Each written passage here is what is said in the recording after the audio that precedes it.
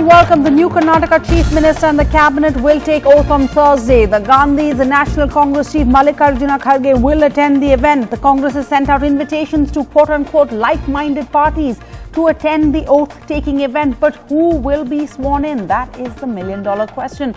The Congress party has asked its National Chief Mallikarjuna Kharge to decide who will be the new Chief Minister of Karnataka. They've asked him to take a decision after a meeting of their MLAs. The Karnataka MLAs met this evening at a five-star hotel in Bengaluru. The party's two top Karnataka leaders, former Chief Minister Siddaramaiah, the State President D.K. Sivakumar, they've openly spoken about their aspirations about becoming the next Chief Minister, and supporters of both these Congress leaders were out in full force, shouting slogans, out-shouting each other outside the Bengaluru hotel where the meeting took place.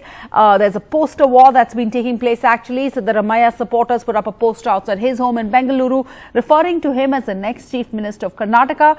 Similarly, posters came out outside Mr. Sivakumar's home wishing birthday greetings to the new Chief Minister of Karnataka. His birthday is tomorrow on Monday. Now, the BJP's been voted out of power in Karnataka. It's only bastion in the south until yesterday when the Congress won with 135 seats, way above the majority mark in this 224-member house. With this loss, the BJP has lost control of the lone southern state that was under its rule. So, the party ruling at the centre has been wiped out from the whole of the south of India. On the other side, the win is a boost for the Congress, for workers and leaders who are desperately looking to revise their electoral fortunes, position itself as the main opposition player in 2024. But how did the Congress pull off this victory? Was it a focus on local issues? Was it avoiding getting entangled in Hindutva rhetoric? Let's go across to Shrija. Shrija, Bengaluru is normally associated with having a very active civic politics, right? Civic engagement. But unfortunately, this time also, what we've seen, and this hasn't been covered enough, is a voter turnout or civic apathy in big cities like Bengaluru. What do you have for us?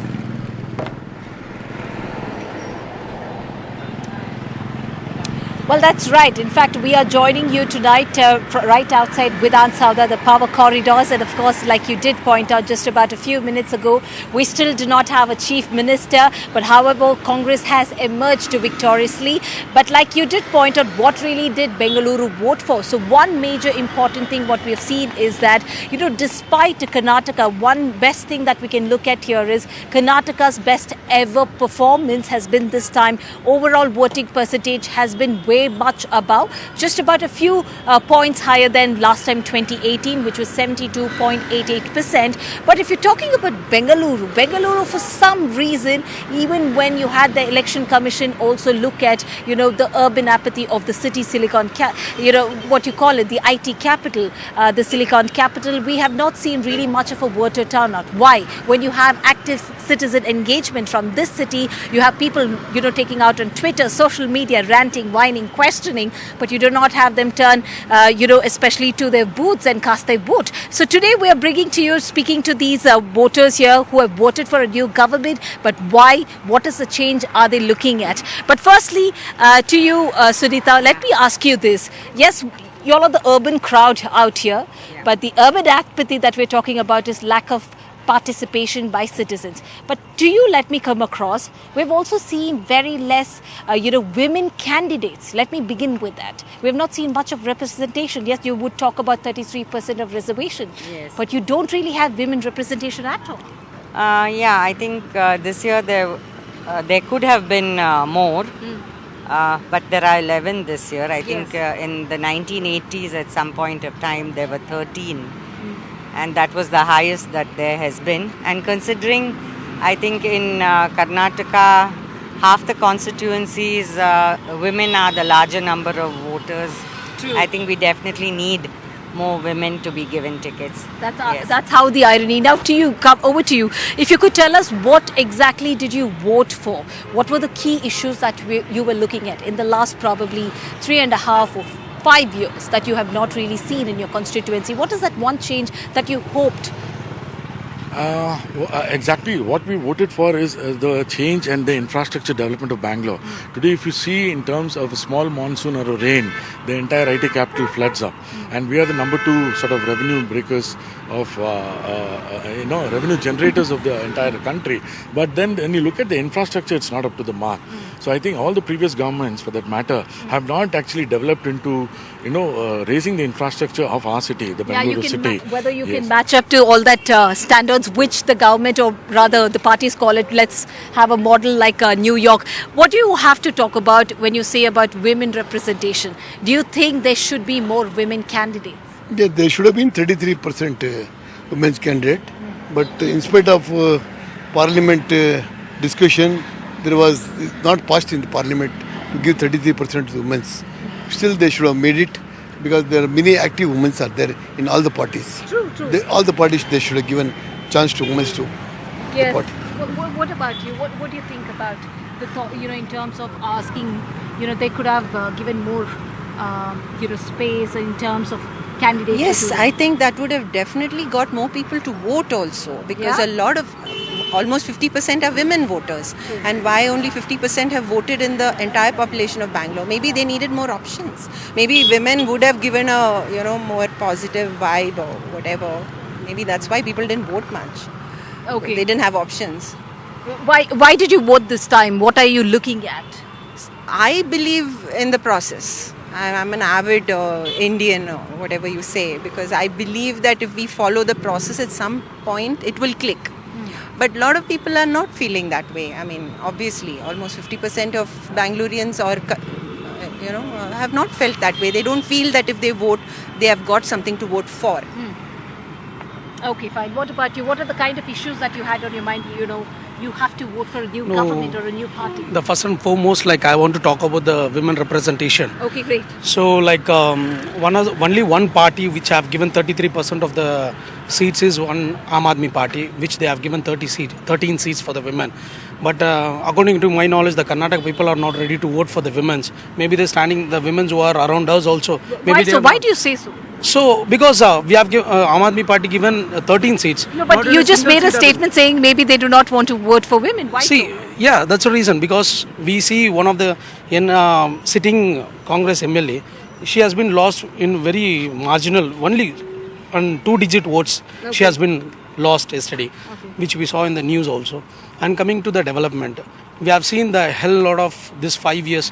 Maybe the people's mood were that they don't want the entire cabinet to sit in the resort and do the politics. Okay, great. All right. What about you? What did you really vote for? For a change. And what is that change? The change, what we are looking at, what personally I'm looking out for, the hatred what they had the previous government, and I know very well the present government we are not going to have that sort of a hatred. And the man against man and eating, and there are so many things which hurted us very badly. And I personally wish this particular government. That the government started dictating how you should really live your life and divisive politics. What about you? Well, I think the Hindutva agenda did not go down very well with most people. And I think the previous leadership should have been more vocal about denouncing it. Because ultimately we are all Indians and we need to all live together. So that's it. Yes, lastly, what do you want to add? Well, I just walked in terms of infrastructure, that's something which we didn't really focus about. Yeah, we do not have drinking water facilities. And if it was made available in every signal, that would add a lot of plastic, to be... Yeah. Okay, all right. You have especially citizens speak about, yes, of course, one major thing has been the civic issues. And secondly, of course, the women representation has not really been enough. And third, of course, they have focused on, where the previous government could not really deliver in terms of whether that is the promises made as far as the development is concerned. But majorly, they have focused more about living in peace and harmony, which they did not really experience when the previous government was there. Now, these are the voices that we are getting you right outside with Ansada from Bengaluru. So thanks, Shrija. Now, this is, as Shrija has been pointing out, a landmark victory for several reasons. First, the scale of the Congress's victory in the Karnataka Assembly elections is a record in terms of both seats and in vote share, a record in over 30 years. Secondly, the BJP has lost the only southern Indian state it ruled. Third, the Karnataka elections are one of the most major elections ahead of the 2024 Lok Sabha elections. But, worryingly, this election also stands out because of a dismal performance and participation of women. Take a look at these numbers.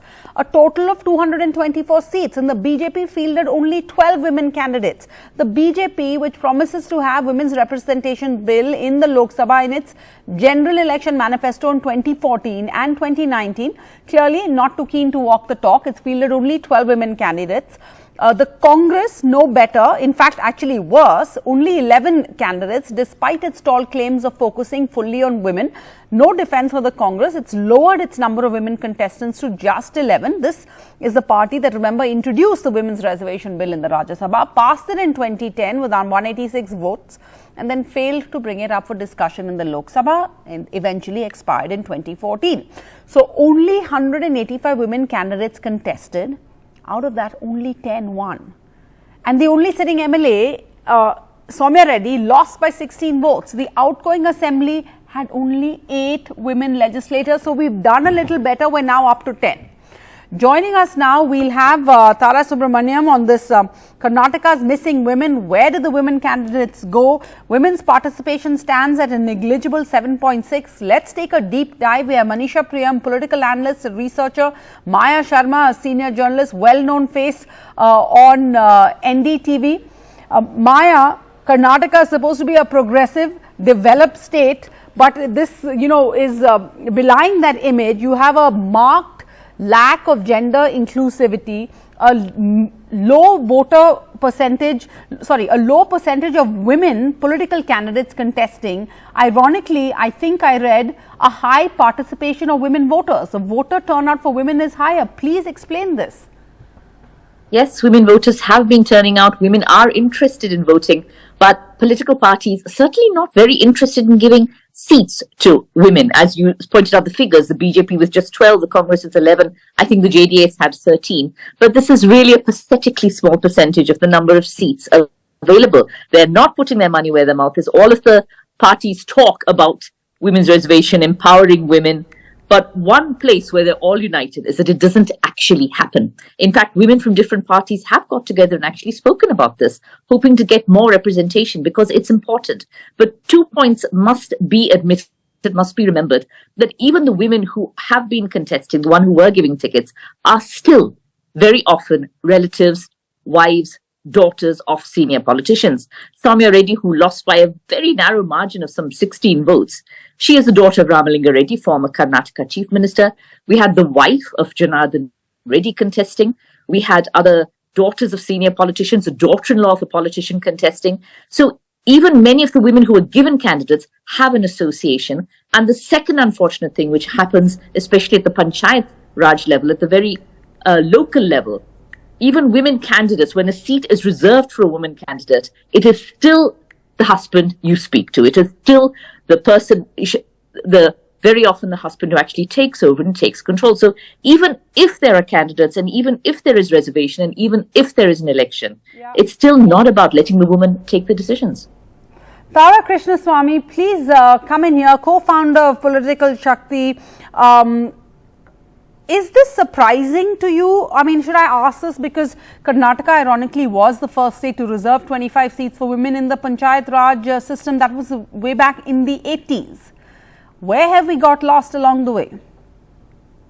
It's not a question of getting lost, Sarah. This is true for most states. As you know, the average percentage of women in state legislatures is even less than the average percentage of women in the national legislature, in the parliament. So states in general do much worse. And in particular, the more developed the state, indeed all the southern states do very poorly. And the states that do have more women in their legislature tend to be states like Madhya Pradesh or Rajasthan, Bihar, places that otherwise are known to have lower human development indicators for women. There is a correlation, there is even a causation, I'd argue, which is in our work, in Shakti's work with women elected representatives and women candidates. It's in general, political parties are much more patriarchal than society itself. It's sort of the pinnacle of patriarchy, if you will, because it's also the pinnacle of power. So anything that is kind of contended so much becomes very difficult to share. And when it comes to sharing power with women, that's again extremely difficult to do, particularly because they play in a zero-sum game. Yeah. Unlike, while the number of medical seats in India or the number of engineering seats in India or the number of banking jobs is fixed, the number is so large that we don't realize the zero-sum game. But if you take something like 543 seats in parliament or 224 seats in the Karnataka legislature, then for, 100 women to come in, 100 men need to, vacate the spots that they are sort of appropriating, if you will, without providing representation for women. And this is very difficult for men to do. And the easiest way to control that is what? If you don't provide the input. In other words, if you don't put women on the ballot, there's no question of them graduating to the legislature. Absolutely. So that is what ends up it's a vicious happening. cycle, Manisha Priyam. Is it a vicious cycle? Because, many experts would say that poor representation is linked to the fact that decision making in political parties involves few women. I think the answer is far more complicated than simply the numbers that we say. First of all, let's accept that this whole picture that we show of female infanticide is really about the early stages. If you look at top of the hierarchy positions in India, you will find that there is a selective weeding out of women even as they try and ascend the hierarchy. None of the IITs, for example, have ever had a woman director. So there are definitely male domains that have been built in India. They remain unquestioned male domains, and women are considered in very soft ways as being unable to do some things. And recently, I would say, of late, this chehre wali rajniti, this requirement of a Vikas Purush who can be the development model and political advertisement for a political party on the top of the media, has led to, development being identified in the face of a man, even though the development beneficiaries are portrayed to be women. Look at the fact that the first promise made by the Congress party is for the Grih Lakshmi. The cylinders, for example, the cooking gas, the woman needs the cooking gas. Why not have the man standing in queues for the cooking gas? So the Labharthis, the captive women who can be given 10 kgs of rice or the cooking gas cylinder or a household allowance are all women. You require them to be captive to the politics of developmentalism, but it is not equal to the politics of democratic decentralization of Ramakrishna Hegde that you talked about. Now that politics of democratic decentralization threw up a lot of women leaders at the grassroots. Now go back to your newspapers, the hard archives, and you will find how many of the panchayat women leaders have been able to move up the ladder and become even MLAs. Now when the turn comes to fight the elections for the MLAs and the MPs, then hard quant concepts like winnability, for example, which basically means who can manage that constituency with how much men, muscle and money power, and women therefore have to stand by the sidelines. And also the conditions in which Indian politics is played out, not particularly conducive for women to be able to come out and stake their claims. So in many ways, more open conversations need to happen, especially after the curtains have been drawn in the heat of contest. And I am thankful to NDTV to have been taken up an issue like this, because women are really nowhere to be seen in the fertile fields of India's democratic politics.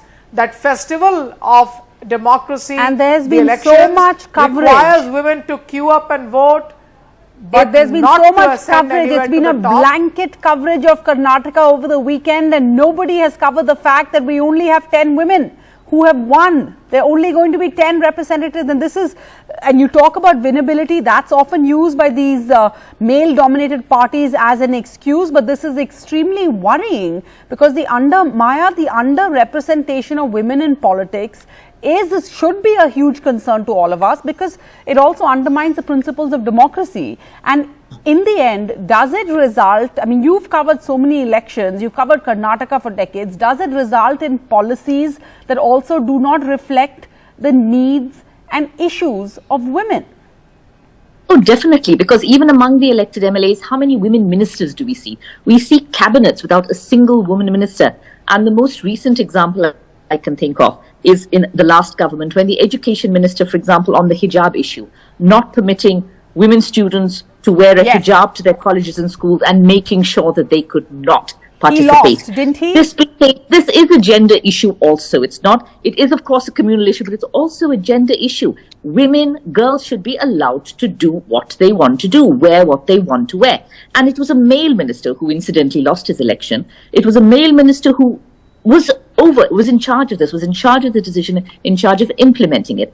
And one does hope that a woman, if she had been there in the position of an education minister, may have taken a more compassionate decision. Whereas women are given a portfolio which is extremely important, but which is not considered important, the women and children, or maybe Kannada and culture, which are seen, although they're very important, they are seen as the lighter portfolios. When do we get a woman home minister? When do we get a woman minister in charge of finance? When do we get a women chief minister? Why are we always talking about men as potential chief ministers of Karnataka? When will that happen?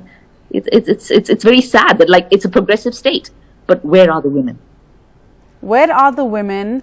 And Tara Krishnaswamy, where are the women? Ironically, also in an election when parties seem to have been focusing so much on women's welfare. 50% of beneficiaries of government schemes have been women. Not to be left behind, the Congress also announced a free public bus commute, 2,000 rupees per month aid. So they're targeting women. Women are also voting. The voter turnout for women is higher. Yet we have this abysmal performance and participation of women. JDS also was racing to woo women. That's right. So I'd like to correct a couple of myths before I answer that question. One is that women are actually more winnable than men.